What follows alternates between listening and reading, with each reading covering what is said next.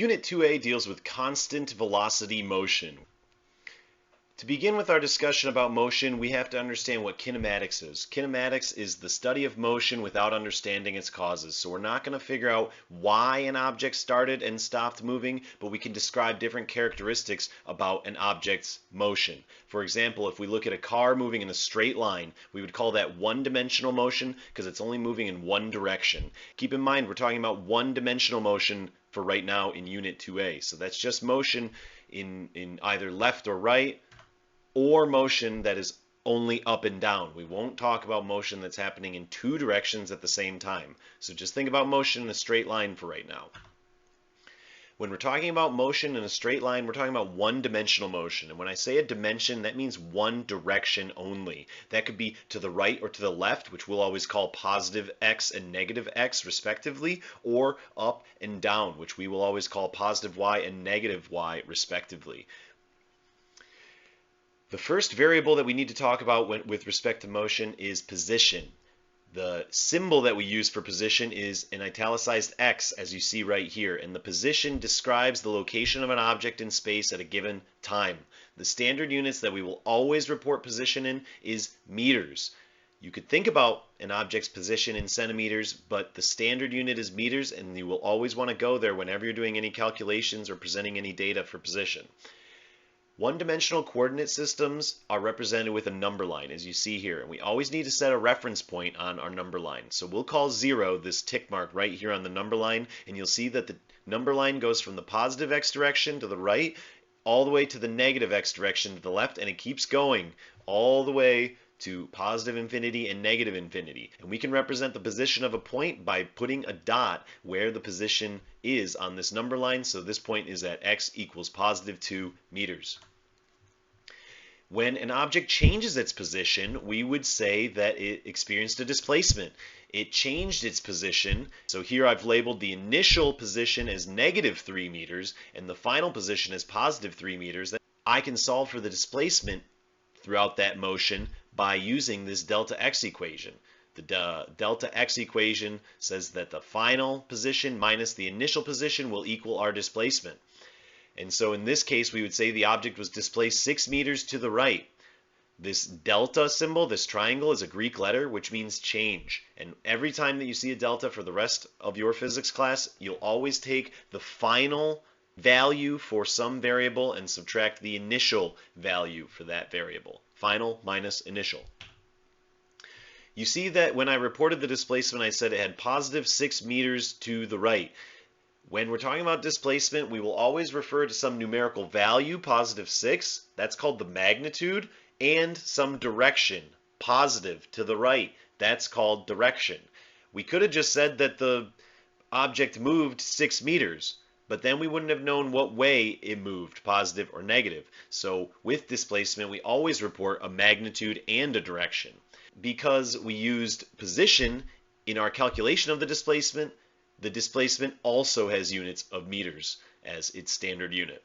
This displacement is similar to a distance, but it's not quite the same. These two words are very similar, but distance is just the magnitude of the displacement. It's just how large the size of the displacement was without caring about what direction it's in. And often you can use this equation for the distance. You just take the absolute value of the displacement. But that's not always true. So let's take a look at some examples. A professor moves from left to right in the classroom while lecturing on her whiteboard, and we see that the professor starts at a position of 1.5 meters and ends at a position of 3.5 meters. This means that they experienced a displacement of positive 2 meters to the right. Notice that I said the direction and the sign, but they traveled a distance of just 2 meters. No sign, no direction for that number. That's because distance only cares about the magnitude of a number. Another example would be a passenger on a plane. If they're at the front of the plane 6 meters initially, and then they change their position to be at a position of 2 meters in the end, we would do final minus initial, and we would get 2 minus 6, and that would give us a displacement of negative 4 meters to the left. They still travel just a distance of 4 meters in this case. The total distance traveled might not necessarily be just the absolute value of the displacement. If we think about each leg of this trip when this person is pacing, leg A, they move to the left 1.3 meters. Leg B, they move to the left 1.3 meters. Leg C, they move back toward the front to the right 1 meter. And then leg D, they move back to the back of the plane 2.4 meters to the left more. This means that if we think about the displacement, that'd be the final minus the initial. Our final position here would be at 2, and our initial position would be at 6. So we could still do our final minus initial, 2 minus 6, giving us -4. And if we were to take the absolute value of that, we would actually get a +4 as our distance. But that is not truly the total amount of distance that this person covered throughout all this motion. Really, based on all these different legs that they walked in this pacing, they actually traveled a total distance of 6 meters. So you need to be careful looking out for the difference between distance, displacement, and position. What we're talking about right now is something called vectors, and it's a very important idea in physics class. Vectors are special types of physics quantities that are always represented with a magnitude and a direction. The magnitude can be the size of the number and its unit, like 4 meters, and the direction is always going to be either positive or negative, to the right, to the left, north, south, east, west, something like that. Every time you report a vector, you will have to include the magnitude and direction. We represent vectors with an arrow on these diagrams. So if I was to talk about the displacement, its initial position starts here and final position ends here. That gives us a displacement of positive 100 meters to the right. On the other hand, quantities where we only report the magnitude without the direction are called scalars. For example, distance is a scalar. We don't ever actually care what direction we went for distance. I can say I ran a distance of 2 miles, or maybe I ran in a loop and I still ran a total distance of 2 miles, but my displacement ends up being 0 meters because I ended exactly where I started. Some other examples of scalars in this class would be temperature, height, speed, or energy. There's more than just position, displacement, and distance, though, when we're talking about objects moving. Oftentimes, we're going to wonder how long did it take for an object to move, and that requires us to understand time, or how fast was an object moving. That requires velocity and speed. Time is change, or the interval over which change occurs. It is a scalar quantity that we report with the standard units of seconds. And oftentimes we'll talk about an elapsed time, which is a time interval, a delta t, a final time minus an initial time, that tells us how we moved over some given time interval.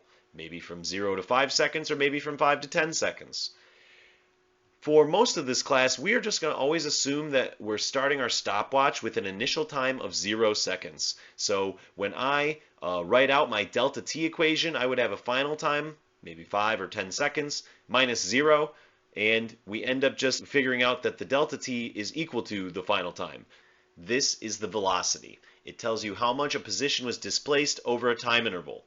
The average velocity, which we'll talk about in Unit 2A here, involves taking the displacement and dividing it by some time interval.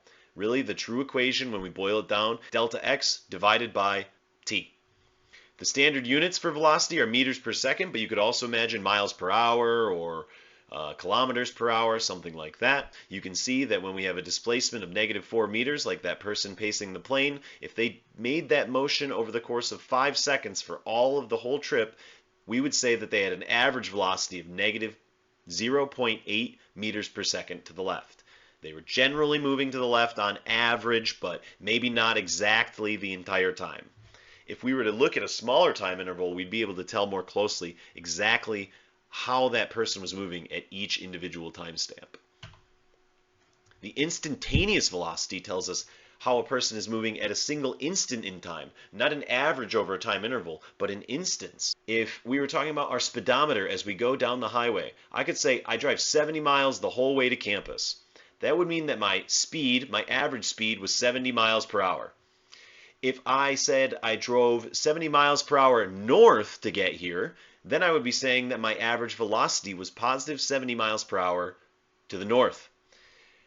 But if I told you at one point I started speeding and I was driving 85 miles an hour to get here, then I would say that my instantaneous speed at that moment, that instance in time, was 85 miles an hour. No direction, just a magnitude. And at one point while driving north, I was driving 85 miles an hour would be an instantaneous velocity because it talks about my direction as well as my instantaneous speed. So speed is the scalar form of velocity. Speed does not have a direction. So we could take a look at this example where we go to the supermarket from our house, which is 3 kilometers away, and I forgot my wallet, so I have to immediately travel back to go get it. So I would say the total amount of time that it took me to do this whole trip was a half hour, 30 minutes. My total distance traveled was 6 kilometers because I went from home to the store and then back home. My speed that I traveled, I would take my total distance and divide it by the amount of time, and I would say my speed for the whole trip was 12 kilometers per hour. My displacement was 0 kilometers, 0 meters, because I ended in the same place I started at. I started at home. My average velocity would be 0 kilometers per hour then, because my displacement was 0. And then finally, my instantaneous velocity at, take some random time, say 20 minutes, that would end up being negative 12 kilometers per hour, because that was when I was walking back home in the negative direction.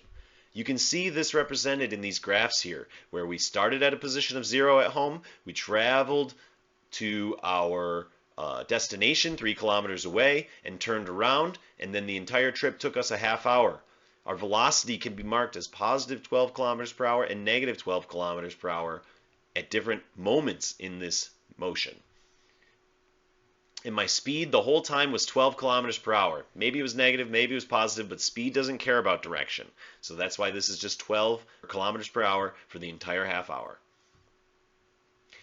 Now let's just be careful with our notation. From now on, I'm going to just be referring to final time as t, final position as x, and final velocity as v. I'm not going to include the little f next to it, because every time that I'm talking about an initial variable, I will label it with a 0, indicating that that initial variable is at 0 seconds. So what was my position at 0 seconds? What was my velocity at 0 seconds? And also, just for Unit 2A, we will be assuming that velocity is constant. We're moving at the same speed the whole time. I got my foot on the gas and it never budges. It never slows down. I never hit the brakes. I never speed up. I never hit the gas anymore. I'm just traveling at the same constant velocity the whole time. By rearranging the velocity equation that we have, displacement over time, we can come up with a new equation which I call the position update equation, or kinematic equation number 1. It will solve for the position at any time given an average velocity, the amount of time that you travel for, and the initial position. You'll find that this equation has the form of slope-intercept form.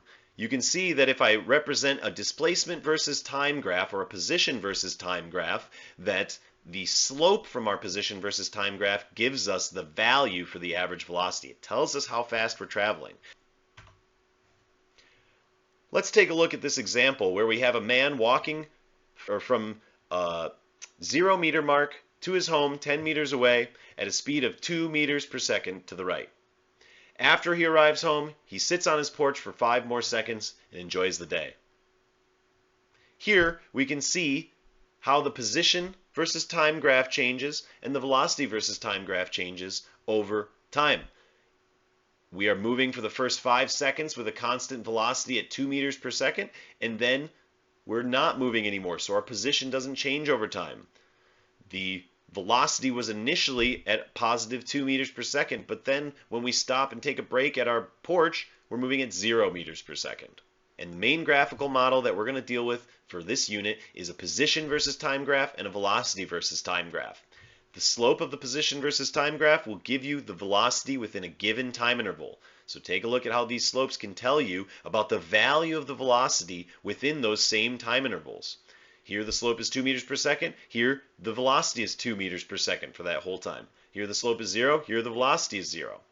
On the other hand, we can use something called the area under the curve. The area under the velocity graph will tell you about the displacement over a given time interval. So if I asked how much did I displace from 0 to 5 seconds, I would take the area of that velocity versus time graph from 0 to 5 seconds, take my base times my height, and understand that my displacement in that time interval was 10 meters to the right. It was positive.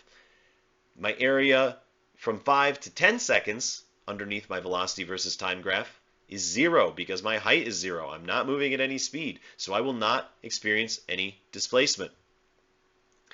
The last thing that we'll need to cover for this unit is called a motion map, which is a diagrammatic model. It's our first real diagrammatic model that we're going to use in physics class. And this motion map is a way of representing motion in a simplified way that helps tell the story clearly without numerical equations, crazy graphs, or complicated words and narrative language. We see that we have a number line represented from negative x to positive x. That's our position in meters. We have tick marks telling us where we are along the number line. And if we imagine the man walking from 0 meters to his house 10 meters away, we can see that this is how we will end up drawing a motion map. He starts at 0, and every second he travels 2 meters. I've left a time stamp at what his position was after every second.